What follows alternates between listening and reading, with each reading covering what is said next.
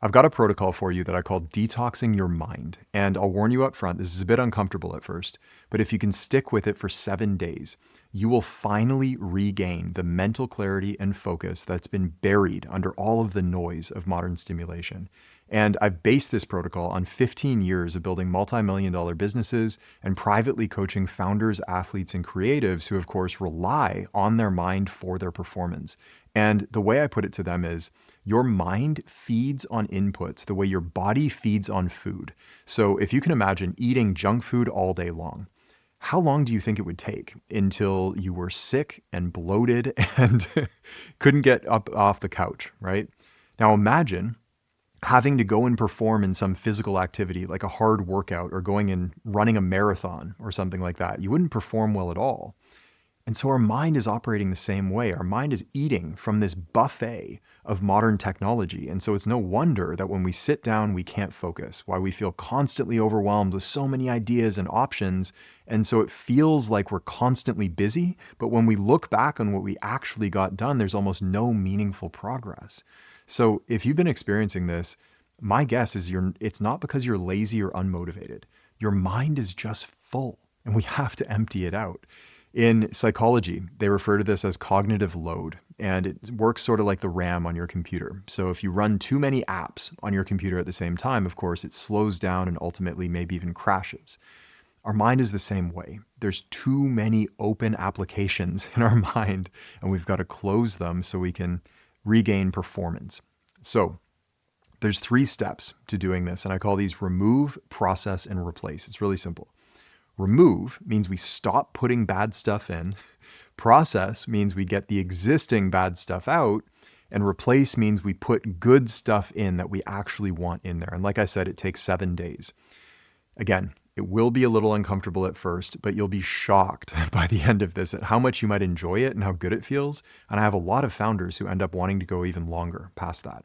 So I've also outlined the entire protocol in a PDF for you. It's free at the link in the description. It also goes into some bonus techniques as well that I couldn't fit in here because it just got too long. So check that out if you'd like. Otherwise, let's jump in. So step number 1 is to remove inputs. And the biggest one, the 1,000-pound gorilla in our mind, is of course social media. So the rule here is to only use social media for work during this time, for work or business. And that means, in most cases, what I recommend is deleting all the apps off your phone, blocking them, and then only going on social media on your computer. And again, only when it's critical for your task that you're actually doing. This includes as well long form content. And I know there's lots of good stuff out there, but it's just 7 days. You can catch up.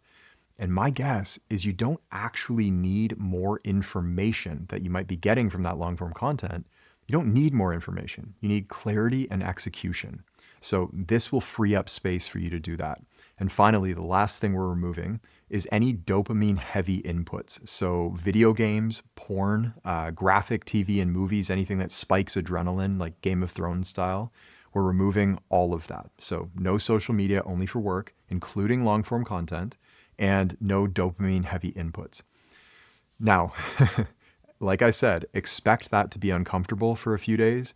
However, when the cravings arise and you find yourself impulsively reaching for that source of stimulation, understand the way to kill a bad habit and a craving is to starve it. It's not to slowly reduce it and be gentle on yourself. It's to starve it until it dies.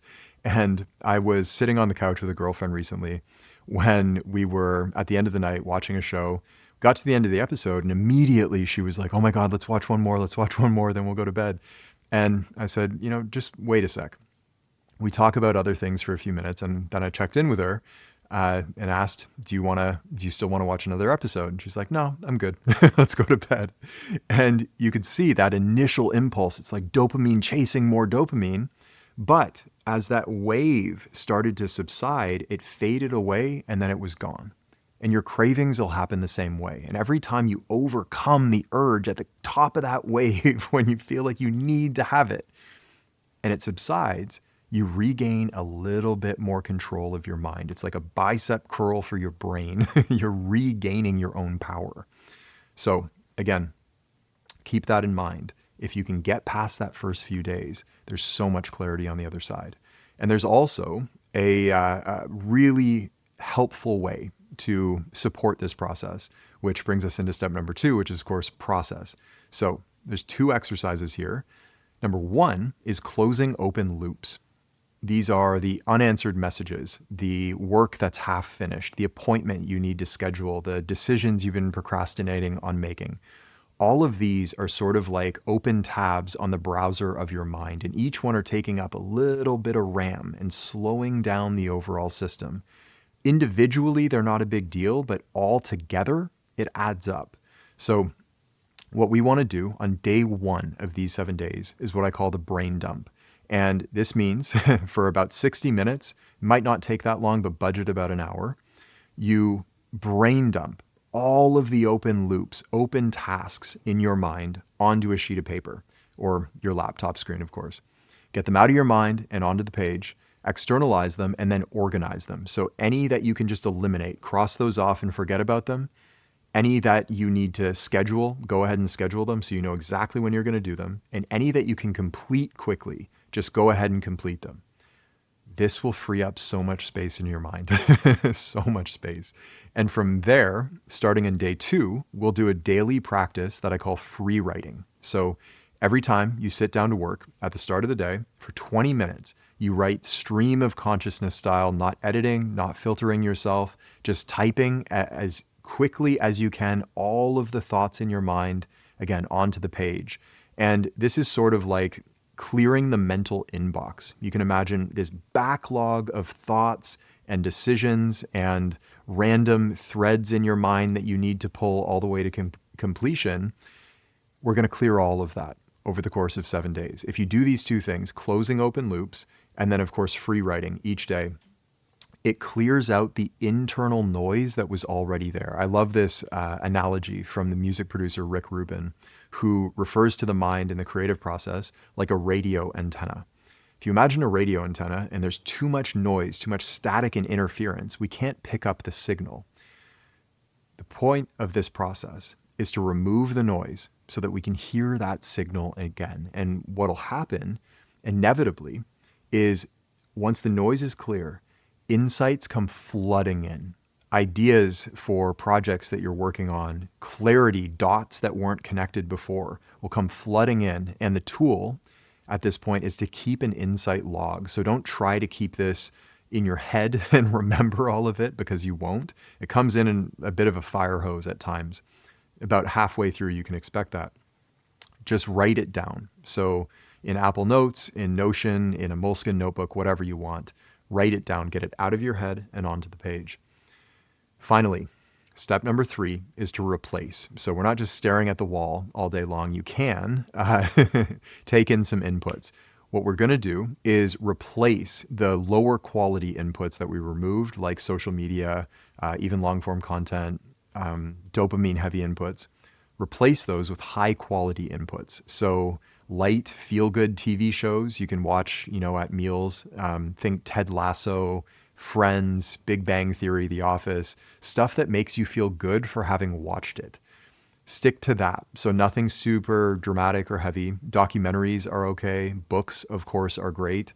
I've also included a few of my favorites just for fun in the PDF at the link in the description. So grab that if you want.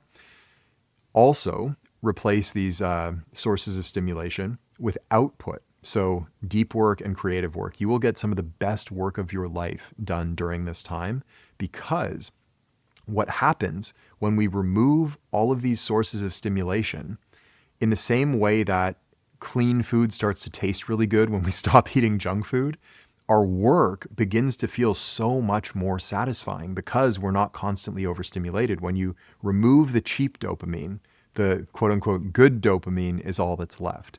So again, replace with outputs. And then finally, and maybe most importantly, silence. Silence. During the in-between times of your day, during the 7 days, don't take in anything at all. Just allow yourself to have white space during those times. In the same way that Rick Rubin was referencing the radio static. If we fill the in-between times of our day with noise, we are drowning out the signal that we're looking for. So allow those insights to emerge organically during the silence. Now, recapping all of that, over the course of 7 days, we remove, then process, and replace. We remove social media, long-form content, video games, porn, graphic TV, and movies.